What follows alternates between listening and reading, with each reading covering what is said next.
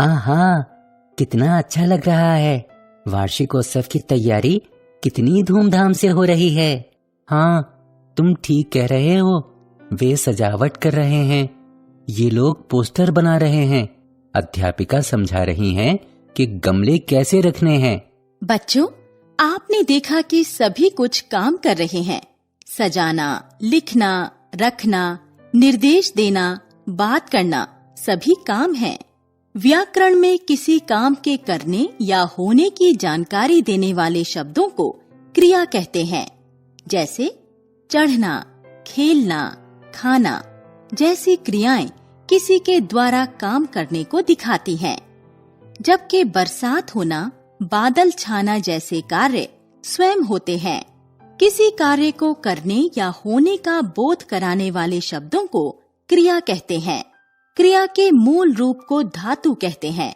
जैसे खाया क्रिया में खा, खेले क्रिया में खेल। क्रिया के मूल रूप अर्थात धातु हैं। धातु में ना जोड़कर क्रिया का सामान्य रूप बनाया जाता है। जैसे खाना, खेलना। क्रिया के भेद। कर्म के आधार पर क्रिया के दो भेद हैं, अकर्मक क्रिया और सकर्मक क्रिया। अकर्मक क्रिया जिस क्रिया का प्रभाव सीधे कर्ता पर पड़ता है उसे अकर्मक क्रिया कहते हैं। इनमें कर्म की अपेक्षा भी नहीं होती। जैसे आकाश में पक्षी उड़ रहे हैं, हाथी चिंघाड़ रहा है। इन वाक्यों में उड़ने, चिंघाड़ने का प्रभाव क्रमशः पक्षियों, हाथी पर ही पड़ रहा है। अतः ये अकर्मक क्रियाएं हैं। सकर्मक क्रिया जिस क्रिया का प्रभाव कर्ता पर न पड़कर कर्म पर पड़ता हो उसे सकर्मक क्रिया कहते हैं। सकर्मक का अर्थ है कर्म सहित, अर्थात जहाँ कर्म की जरूरत पड़े। सुरभि संस्कृत पढ़ रही है, राजू ने कमरा साफ किया। इन दोनों वाक्यों में सुरभि और राजू कर्ता हैं। संस्कृत और कमरा क्रियाएं हैं। इन वाक्यों में क्रिया का प्रभाव कर्म पर पड़ रहा है, अतः ये सकर्मक क्रियाएं हैं। यदि वाक्य में क्रिया के लिए क्या और किसको प्रश्न का उत्तर मिले तो क्रिया सकर्मक होगी। सकर्मक क्रिया के भेद। एक कर्मक क्रिया, द्विकर्मक क्रिया। एक कर्मक क्रिया जिस सकर्मक क्रिया का एक ही कर्म होता है उसे एक कर्मक क्रिया कहते हैं। जैसे काव्या ने आम खाया, हरीश कपड़े खरीद कर लाया। इन वाक्यों में खाया और खरीदना क्रिया का फल केवल आम और कपड़े कर्म पर पड़ रहा है, अतः यह एक कर्मक क्रिया है। द्विकर्मक क्रिया। दो कर्म वाली क्रिया द्विकर्मक क्रिया कहलाती है। उसने मुझे कविता सुनाई, माँ ने भैया को पैसे दिए। पहले वाक्य में मुझे और कविता दोनों कर्म हैं, अतः सुनाना क्रिया द्विकर्मक है। दूसरे वाक्य में भैया और पैसे दोनों कर्म हैं, अतः देना क्रिया द्विकर्मक है। द्विकर्मक क्रिया में जो कर्म क्या का उत्तर दे वह प्रधान कर्म होता है, बाकी कर्म गौण होते हैं। आइए अब आपको प्रेरणार्थक क्रिया के बारे में बताते हैं। प्रेरणार्थक क्रिया। जहाँ कोई क्रिया किसी की प्रेरणा से हो रही हो उसे प्रेरणार्थक क्रिया कहते हैं। विद्या ने माली से पौधे मंगवाए, अध्यापिका छात्रों से अभ्यास करवाएगी। इन वाक्यों में पौधे मंगवाने और अभ्यास करवाने की क्रिया के लिए कर्ता अर्थात विद्या, अध्यापिका ने अर्थात माली छात्रों को अर्थात दूसरों प्रेरणा दी है, अतः ये प्रेरणार्थक क्रियाएं कहलाएंगी। प्रेरणार्थक क्रिया के भेद। प्रेरणार्थक क्रियाएं भी दो प्रकार की होती हैं, प्रथम प्रेरणार्थक और द्वितीय प्रेरणार्थक क्रियाएं। प्रथम प्रेरणार्थक क्रिया जहाँ प्रेरणा देने वाला व्यक्ति क्रिया से सीधे जुड़ा होता है वहाँ क्रिया प्रथम प्रेरणार्थक होती है। जैसे अध्यापक बच्चे को पढ़ाते हैं। द्वितीय प्रेरणार्थक क्रिया, जहाँ प्रेरणा देने वाला सीधे तौर पर क्रिया से जुड़ा हुआ नहीं दिखता, वहाँ क्रिया द्वितीय प्रेरणार्थक होती है। जैसे पापा हलवाई से मिठाई बनवाते हैं। सामान्य क्रिया प्रथम प्रेरणार्थक, द्वितीय प्रेरणार्थक। उगना, उगाना, उगवाना। जगना, जगाना, जगवाना। ठहरना, ठहराना, ठहरवाना। बोलना, बुलाना, बुलवाना। क्रिया पर उसके समय अर्थात काल का प्रभाव पड़ता है। यहाँ हम काल के बारे में जानेंगे। काल। दीदी, तुम क्या कर रही हो? पारुल, मैं सितार बजा रही हूँ। दीदी, आज हमने तैराकी की थी और हमारी शिक्षिका ने बताया है कि परसों हम तैराकी करने ताल कटोरा जाएंगे। पारुल और उसकी दीदी ने जो कहा, उसमें रहा हूँ, की थी और जाएंगे शब्दों से क्रिया के होने के समय का बोध हो रहा है। क्रिया और उसके रूपों से तो आप परिचित हो गए।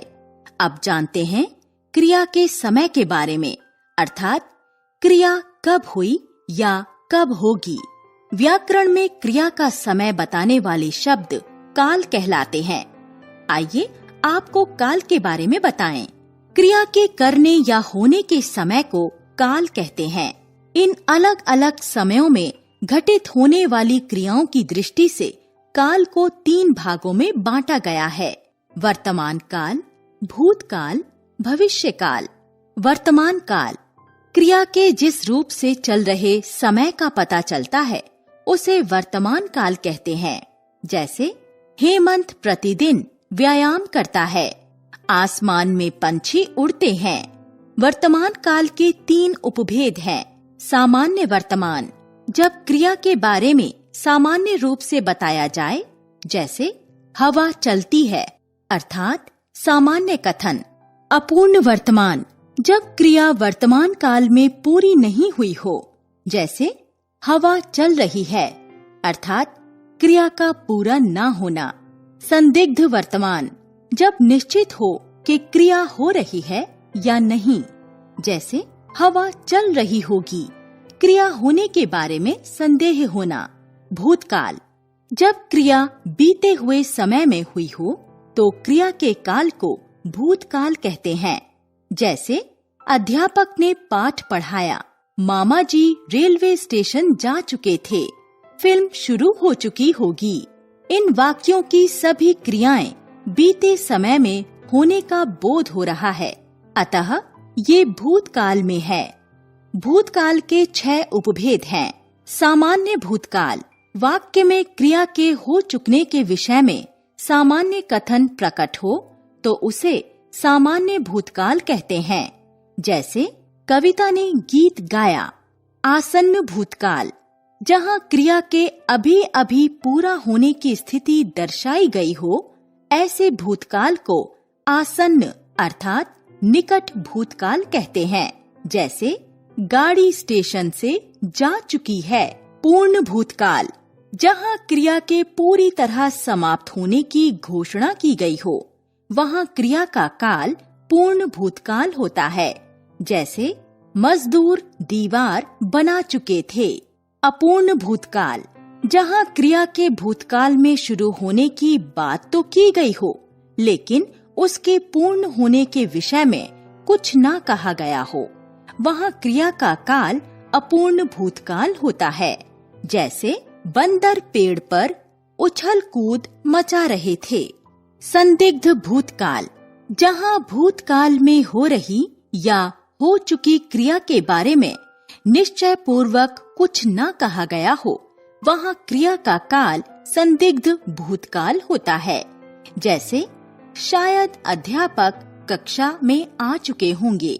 हेतु मद भूतकाल, जहाँ क्रिया के भूतकाल में होने के विषय में किसी तरह की शर्त रख दी जाए, वहाँ क्रिया का काल हेतु मद भूतकाल होता है। जैसे रमा तैयार हो जाती तो हम सिनेमा जाते। भविष्यत काल, क्रिया के जिस रूप से आने वाले पल, आने वाले कल के विषय में पता चले, उसे भविष्यत काल कहते हैं। जैसे किसान फसल काटेगा, शायद किसान फसल काटेगा। भविष्यत काल के 2 उपभेद हैं। सामान्य भविष्यत काल, इसमें सामान्य रूप से कार्य के भावी समय में होने का बोध होता है। जैसे ईमानदारी का इनाम अवश्य मिलेगा, मिताली नए कपड़े सिलवाएगी। संदिग्ध या संभाव्य भविष्यत काल, जहां आने वाले पल में किसी चीज के होने की संभावना या संदेह प्रकट किया जाए, वहां क्रिया का संभाव्य भविष्यत काल होता है। जैसे शायद कल अध्यापक न आएं, हो सकता है अगले सप्ताह घूमने जाएं।